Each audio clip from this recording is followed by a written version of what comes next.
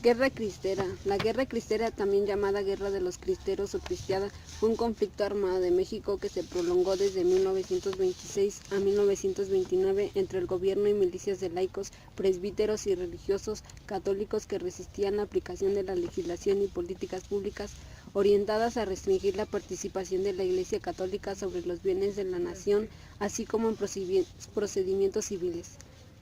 Ya que la Constitución mexicana de 1917 establecía una política que negaba la personalidad jurídica a las iglesias, prohibía la participación del clero en política, privaba a la iglesia del derecho a poseer bienes raíces e impedía el culto público fuera de los templos. Algunas estimaciones ubican el número de personas muertas en un máximo de 250,000 entre civiles, efectivos de las fuerzas cristeras y del ejército mexicano. Antecedentes de la Guerra Cristera. Con el ocaso de la conciliación porfirista en la primera década del siglo XX, emergieron nuevamente tendencias anticlericales que se expresaron durante la Revolución en actos de violencia y una legislación restrictiva fijada en la Constitución de 1917. La Ley de Calles. Hay que mencionar que la Ley Calles es una modificación al Código Penal en 1926 por el presidente Plutarco Elías Calles para limitar las manifestaciones religiosas con el fin de contar con instrumentos más precisos para ejercer los controles que la Constitución de 1917 estableció en el artículo 130 como parte del modelo de sujeción de las iglesias al Estado.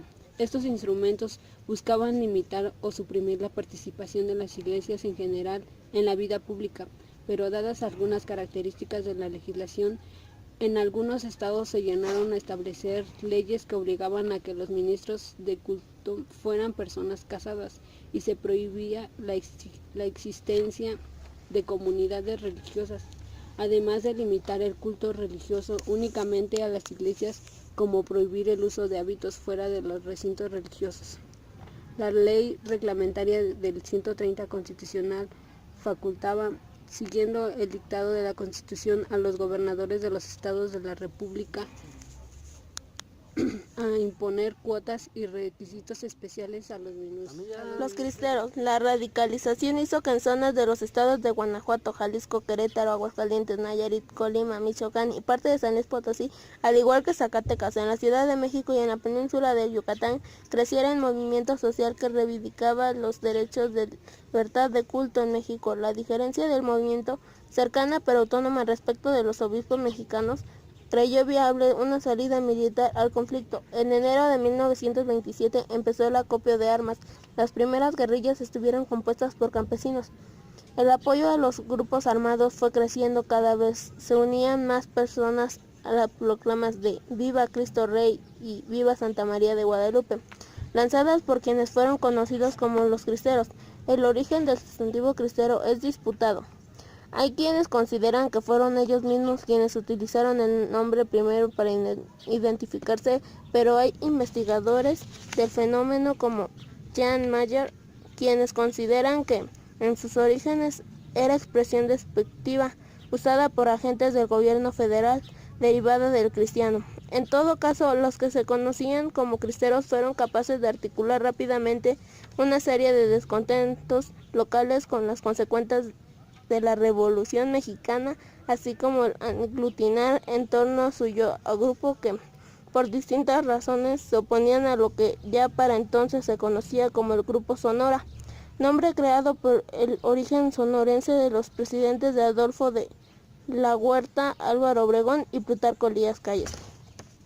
No solo eso, la cristiandad, como también se le conoce, logró un uso muy eficaz de símbolos religiosos profundamente arraigados en las prácticas colectivas en México, como la Virgen de Guadalupe. La guerra.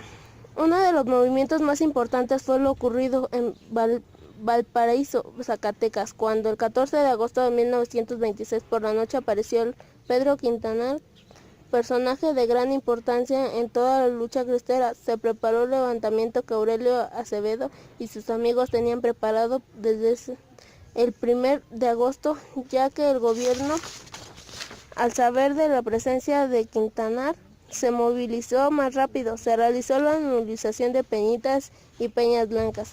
Quintanar entraba a combate 29 de agosto de Huejuquilla, el Alto Jalisco.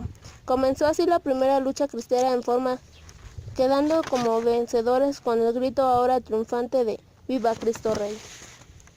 Los almacenamientos siguieron en Jalisco, Nayarit, Zacatecas, Guanajuato y Michoacán por el año 1926. Luego se sumó casi la totalidad del centro del país. El conflicto tuvo un carácter fundamental rural, aunque la dirección de la liga fue emitentemente urbana.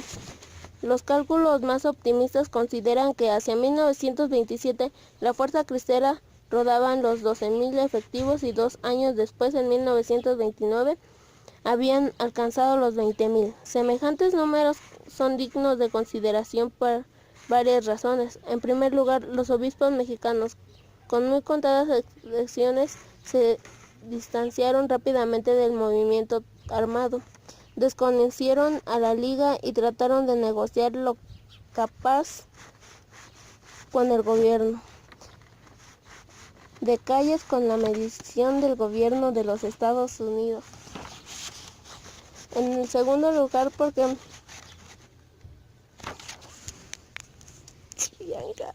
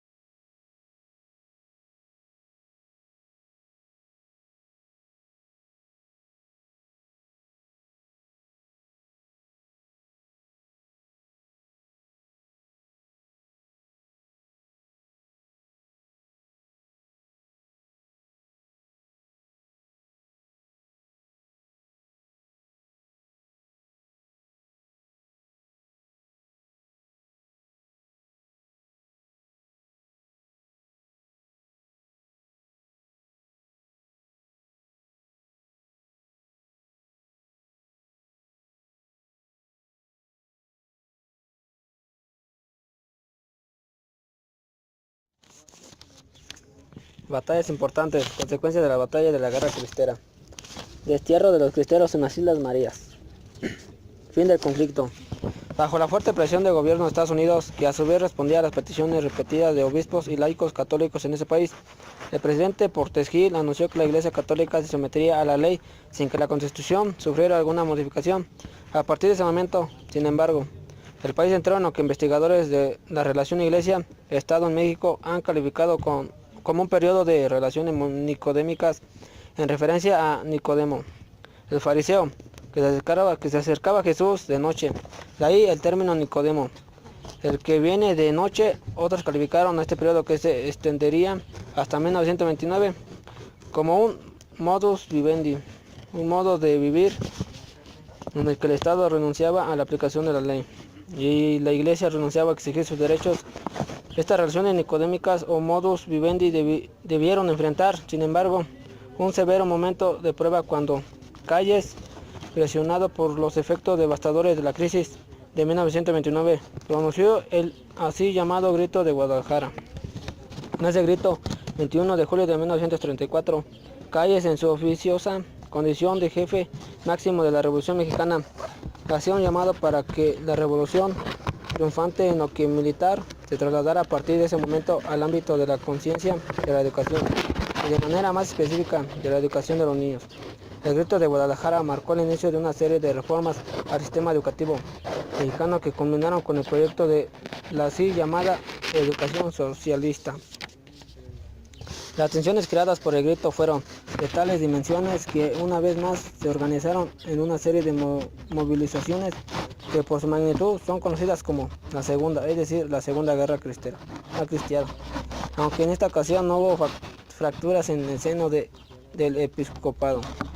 No solo eso, desde Roma, el Papa Pío, consternado ante lo que parecía el inicio de un nuevo ciclo de violencia en México, publicó la encíclica Acerca Animi en septiembre de 1932. Acercaba Animi pertenece junto con Nov Aviano Bisogno, julio de 1931. Nick Brender Seuhorst, con viva preocupación, dependiendo de lo dicho anteriormente en marzo de 1937, y nos es muy conocida de marzo de 1937 a un muy reducido número de encíclicas dedicadas a criticar las políticas de los gobiernos de México. Acercaba Animi y nos es muy conocida de la Alemania nazi, con viva preocupación, y de Italia de Mussolini, non abbiamo bisogno, especialmente por las políticas anticatólicas desarrolladas durante este periodo por los gobiernos de esos tres países.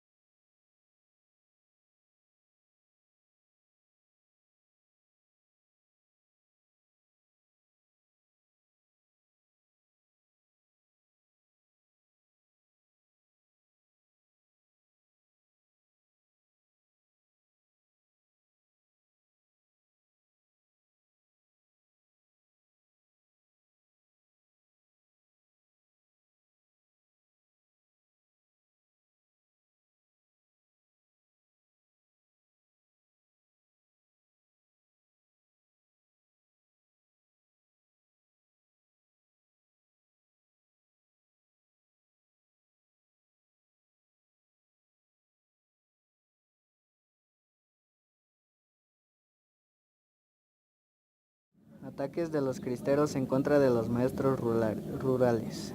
Durante el gobierno de Lázaro Cárdenas, el Congreso realizó modificaciones al artículo 3 de la Constitución mexicana en octubre de 1934 para incluir el siguiente texto introductorio. Artículo 3. La educación será socialista y además de excluir toda doctrina religiosa, combatirá el fanatismo y los prejuicios, para lo cual la escuela organizará sus enseñanzas y actividades en forma que permita crear en la juventud un concepto racional y exacto del universo y de la vida social. La promoción de la llamada educación socialista encontró una fuerte oposición entre algunas partes de la academia. Muchos cristeros se levantaron en armas nuevamente, seguidos de otros católicos, pero durante este periodo maestros desarmados se encontraron entre los principales blancos de las atrocidades asociadas con los cristeros durante este periodo. Los maestros rurales no participaron en el conflicto armado, pero algunos no aceptaron dejar sus escuelas y comunidades y a muchos se les cortaron las orejas. Como resultado, a dichos maestros se les conoce como maestros desorejados. En los peores casos, los maestros fueron torturados y asesinados por los cristeros. Se ha calculado que al menos 300 maestros fueron asesinados entre los años 1935 y 1939, incluyendo el asesinato de Carlos Sayago, Carlos Pastraña y Librado La Bastida en Teciutlán, Puebla. La ejecución del maestro Carlos Toledano, quien fue quemado vivo en Tlapacoyán, Veracruz, y el linchamiento de al menos 42 maestros en el estado de Michoacán. Asimismo, puede citarse el caso de la maestra María Rodríguez Murillo, quien fue ultrajada y muerta por un grupo de cristeros.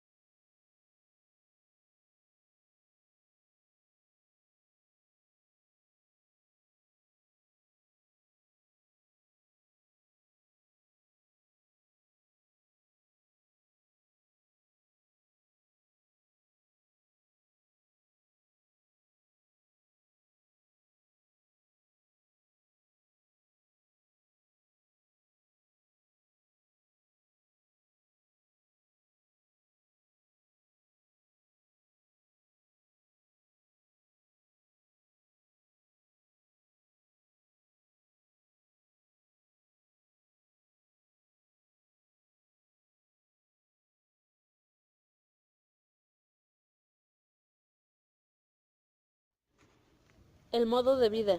A pesar de las tensiones generadas por el Grito de Guadalajara, el gobierno mexicano contribuyó a esta fórmula de relaciones nicodémicas, decidiéndose a no aplicar la legislación en materia de cultos, a moderar las reformas en materia educativa. La así llamada educación socialista era un lejano recuerdo ya para finales de la década de los 40, pero sobre todo a centralizar, una vez más en la figura del presidente, el manejo de la relación con la Iglesia, con lo que se evitaban nuevos episodios de radicalización a cargo de gobernadores, como sucedió en Tabasco con Tomás Garrido Canaval.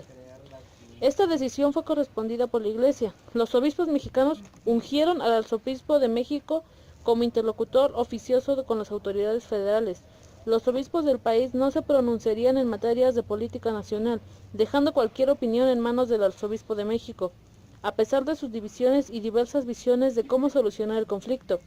No solo eso, México fue uno de los pocos países del mundo en el que el delegado apostólico fue un obispo del propio país. Esto fue así en el periodo 1927-1951. Durante este tiempo, la representación de la Santa Sede en México fue ejercida sucesivamente por los arzobispos Pascual Díaz Barreto, de la Ciudad de México de 1929 a 1936, Leopoldo Ruiz y Flores, de Morelia, de 1936 a 1941, y Luis María Martínez, de la Ciudad de México, de 1941 a 1951. Al hacerlo así, se constituyó en México lo que distintos analistas de las relaciones Estado-Iglesia han calificado como un modus vivendi, un modo de vivir entre las autoridades civiles que optaban por no aplicar las leyes y las autoridades religiosas que decidieron no disputar de manera pública las condiciones que les habían sido impuestas. Durante este periodo, las relaciones Iglesia-Estado en México oscilaron de buenas con Manuel Ávila Camacho, el primer presidente en mucho tiempo en declararse públicamente como católico, a excelentes con Miguel Alemán. Monseñor Luis María Martínez se convirtió en una figura omnipresente en las giras y actividades públicas del presidente veracruzano. Hacer colaboración con Adolfo López Mateos, quien logró que en su campaña presidencial de 1958, un sacerdote en el estado de Zacatecas, Antonio Quintanar, párroco de Tlatenango, pronunciara, a pesar del artículo 130, un discurso apoyando su candidatura el 1 de febrero de ese año. A tensas con Luis Echeverría Álvarez y finalmente a insostenibles con José López Portillo, quien debió asistir, acaso sin reconocerlo, a los funerales públicos del modus vivendi y la legislación entonces vigente en México. Lo que es más, los funerales fueron presididos por el entonces recién electo Papa Juan Pablo II. Juan Pablo II acudió a México en enero de 1979 a inaugurar la tercera Conferencia General del Episcopado Latinoamericano en Puebla, México. Sin embargo, su viaje motivó una serie de espontáneas expresiones de apoyo y alegría por la presencia en la capital del país que hicieron impensable la aplicación de lo dispuesto por el artículo 130 de la Constitución y sus leyes reglamentarias en materia de expresiones de culto público. En los próximos años, la Iglesia, especialmente los líderes de la Conferencia del Episcopado Mexicano, como Ernesto Corripio Ahumada, lanzaron una serie de retos a la legislación vigente en el país, que culminaron en 1992. Fue entonces cuando el presidente Carlos Salinas de Gortari promovió una serie de reformas a los artículos 3, 5, 27, 28 y 130 de la Constitución, apoyadas por una abrumadora mayoría de diputados y senadores del Congreso, electos por los tres principales partidos políticos de México: Partido Revolucionario Institucional, Partido Acción Nacional y Partido de la Revolución Democrática. El siguiente paso ocurrió cuando se reanudaron, luego de más de un siglo de estar interrumpidas, las relaciones diplomáticas entre México y la Santa Sede, para dar paso, finalmente, a la promulgación de nuevas leyes reglamentarias de las relaciones Estado-Iglesias. La nueva legislación otorga personalidad jurídica a las iglesias y devolvió, parcialmente, los derechos políticos a los así llamados ministros de culto, que ahora pueden votar. Sin embargo, la legislación mexicana aún desconoce el derecho de los ministros de culto a ser votados, además de que impone mecanismos muy restrictivos para el ingreso de personal religioso extranjero a México. La personalidad jurídica de las iglesias está limitada también en lo que hace a su capacidad para ser propietarias de bienes inmuebles y especialmente para ser propietarias u operar medios de comunicación electrónicos. La guerra cristera dejó una huella profunda en la vida pública mexicana. En un sentido, dejó en clara la disposición de grupos de laicos dentro de la Iglesia a confrontarse con los líderes de esta. Las autoridades civiles debieron reconocer la imposibilidad práctica del modelo de relaciones Estado-Iglesia, definido por la original Constitución de 1917. Los líderes formales del catolicismo mexicano, especialmente sus obispos, fueron obligados a desarrollar estrategias autónomas de organización y financiamiento de sus actividades. Este modelo, sin paralelo en América Latina, ha hecho del catolicismo mexicano un caso atípico cuando se le compara con experiencias del catolicismo en el resto de Hispanoamérica. Otra consecuencia clave de la Guerra Cristera para el futuro de México lo fue la de su contribución a la conformación de movimiento social y partido político de distinta orientación ideológica. El más importante de todos fue durante la década de los 30, el sinarquismo, como un movimiento social de base católica y campesina, que nutrió primero a la Unión Nacional Sinarquista y ya durante las décadas de los 60 y 80 del siglo XX a varios partidos políticos, como el Partido Demócrata Mexicano y la Unión Nacional Opositora.